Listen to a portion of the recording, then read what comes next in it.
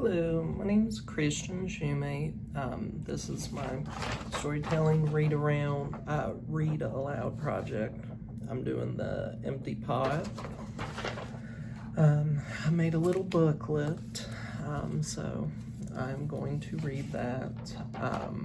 If I were reading to an actual class, one thing I've seen specifically with kindergarten is that they'll to do some text awareness, I believe it's called, they'll go up at the title and they'll say, the title of the book, and they'll do the I do, we do, you do process with, saying the title, and then having the students get more acclimated to that, and they'll go illustrator, author, in this case it's Demi. I think this is a traditional book, so it's one of those one word names, but we'll go ahead. Now, one thing I could do to do like predicting, I could ask, why is the book called The Empty Pot, and get student feedback from that. So first off, a long time ago in China, there was a boy named Ping who loved flowers. Anything he planted burst into bloom. Up came flowers, bushes, and even big fruit trees, as if by magic. Everyone in the kingdom loved flowers too. I'll show the illustration.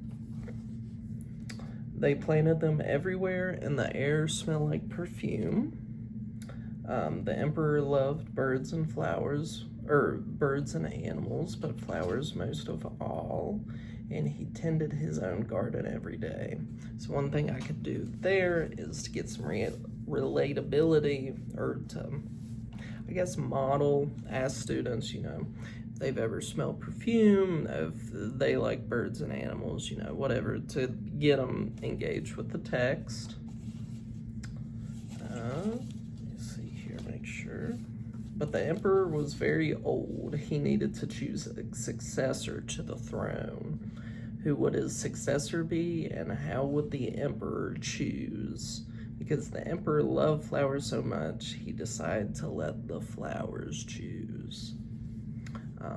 So from there I can ask, have them predict what might happen. The next day, a proclamation was issued. All the children in the land were to come to the palace. There they would be given special flower seeds by the emperor. Whoever can show me their best in a year's time, he said, will succeed me to the throne. This news created great excitement throughout the land. Children from all over the country swarmed to the palace to get their flower seeds. All the parents wanted their children to be chosen emperor, and all the children hoped they would be chosen too. When Ping received his seed from the emperor, he was the happiest child of all. He was sure he could grow the most beautiful flower. Ping filled a flower pot with rich soil. He planted the seed in it very carefully. He watered it every day.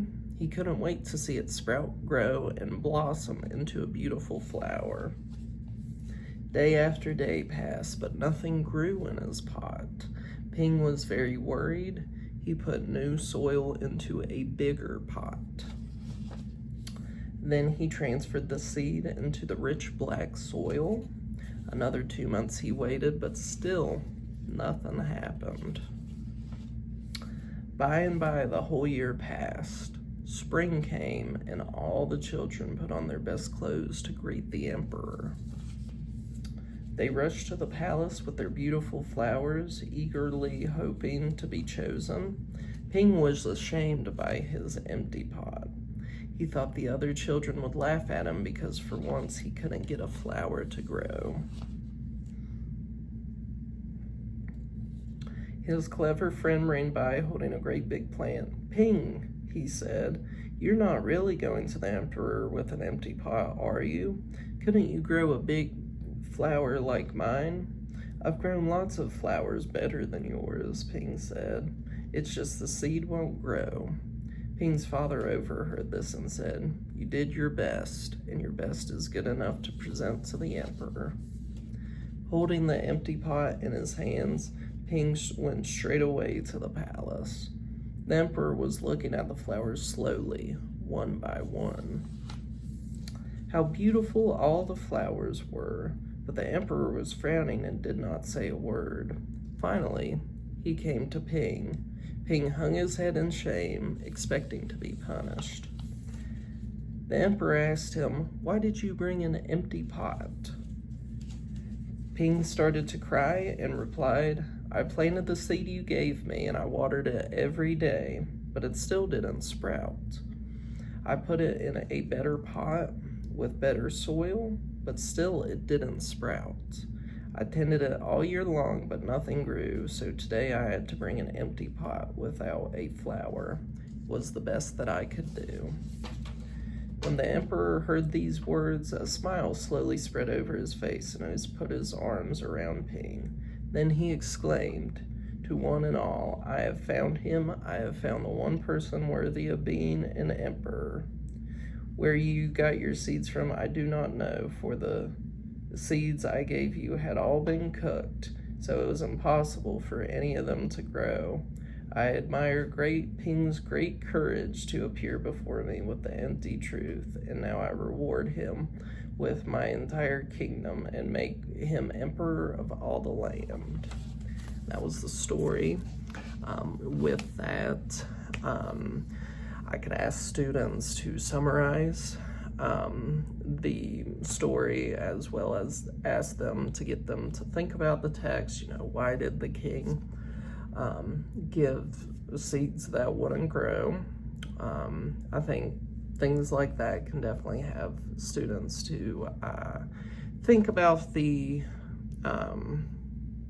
story previously, what's in the text, and have them engage with the story beyond just like listening to the read aloud. But that was my read aloud.